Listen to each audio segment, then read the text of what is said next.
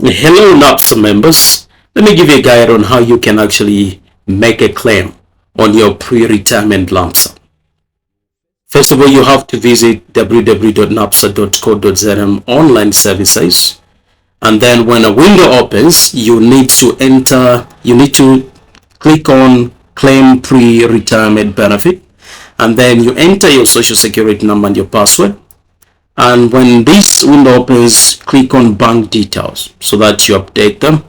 And then you're going to enter your full name and everything. Thereafter, you need to click on employment history.